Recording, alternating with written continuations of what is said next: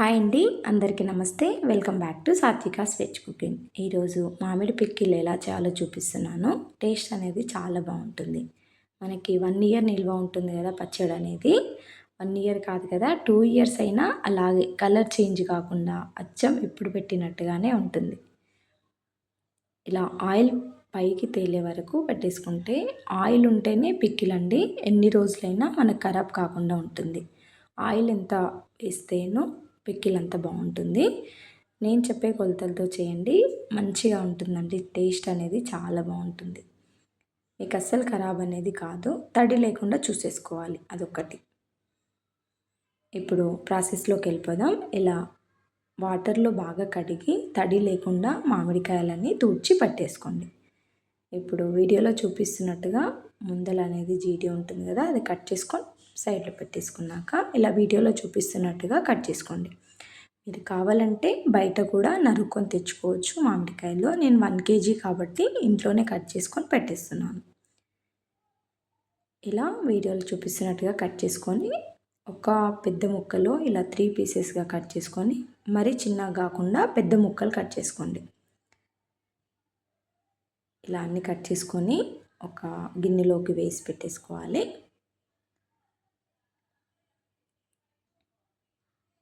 ఇప్పుడు ఒక గిన్నెలో వేసేసుకున్నాక ఒక వైట్ క్లాత్ తీసుకొని, కచ్చరా లేకుండా ఏమీ తడిగుడ్డ పైన తడి ఏం లేకుండా ఈ గుడ్డ పైన వేసి మొత్తం తూడ్చేసుకోండి.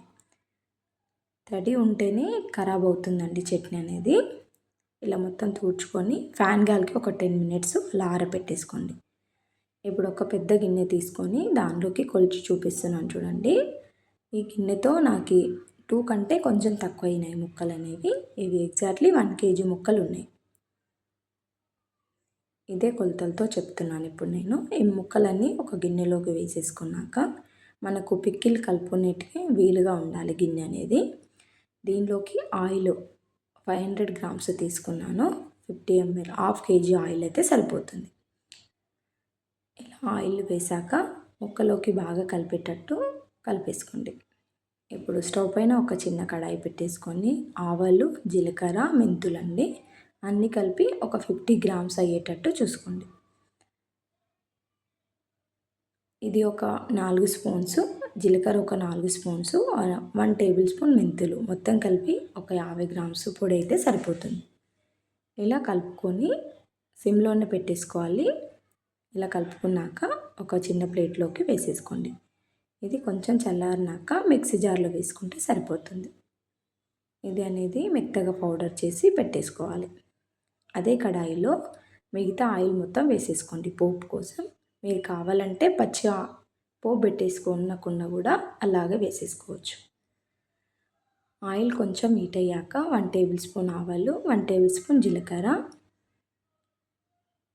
ఒక 100 grams వెల్లుల్లి అండి. మరీ ఎక్కువ ఆయిల్ హీట్ కావద్దు, కొంచెం అయితే సరిపోతుంది. ఇలా మరీ పచ్చిది కాకుండా మరీ వేడి కాకుండా వేయాలి ఆయిల్ అనేది. మీరు పోపు పెట్టేసుకోకుండా డైరెక్ట్ కూడా వేసేసుకోవచ్చు ముక్కల్లోకి. చూడండి, ముక్కలు కొంచెం ఇదయ్యాక దీనిలోకి 150 grams కారం వేస్తున్నాను. 100 grams సాల్ట్ దొడ్డు ఉప్పు అనేది ఎండలో పెట్టి మిక్సీ పడితే మనకి ఇలా సన్నగా వస్తుంది. 50 grams చెప్పాను కదా మెంతి పొడి, మెంతులు, ఆవాలు, జీలకర్ర ఇది కూడా వేసేసుకొని, ఇప్పుడు దీనికి కలర్ కోసం 1 tablespoon పసుపు యాడ్ చేసుకోండి. ఇప్పుడు పోపు అనేది మొత్తం చల్లారినాక ఇది అనేది ఇందులో వేసేసుకోండి. పోపు మొత్తం ఇలా వేసాక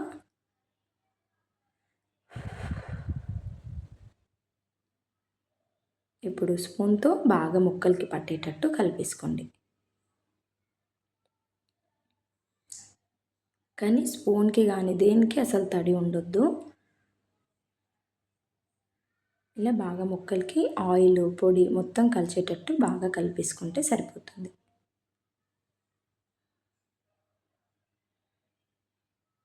ఇలా ఒక 2 minutes కలిపి అలా వదిలేయండి.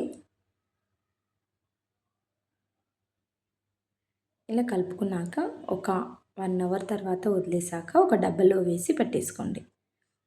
మీ దగ్గర 8 బాక్స్ ఉంటే కూడా దాంట్లోకి కూడా వేసేసుకోవచ్చు. గాజుది ఉంటుంది కదా, గ్లాస్ అనేది, దాంట్లో కూడా వేసేసుకోవచ్చు. నేనైతే ప్లాస్టిక్ డబ్బాలో వేసాను. ఇలా చట్నీ మొత్తం వేసాక 1 డే తర్వాత నెక్స్ట్ డే చూస్తే చూడండి ఆయిల్ అనేది ఇలా పైకి తేలుతుంది. చాలా బాగుంటుందండి టేస్ట్ అనేది. మీరు కూడా వీడియో చూసి తప్పకుండా ట్రై చేయండి. ఆయిల్ ఎంత వేస్తే చట్నీ అనేది టేస్ట్ అంత బాగుంటుంది, ప్లస్ ఖరాబ్ కూడా కాదు. ఇలా బాగా కలుపుకున్నాక ఒక గిన్నెలోకి సర్వ్ చేసేసుకోండి. అంతే అండి, మ్యాంగో పికిల్ అనేది రెడీ అయిపోయింది. వీడియో నచ్చితే లైక్ అండ్ షేర్, సబ్స్క్రైబ్.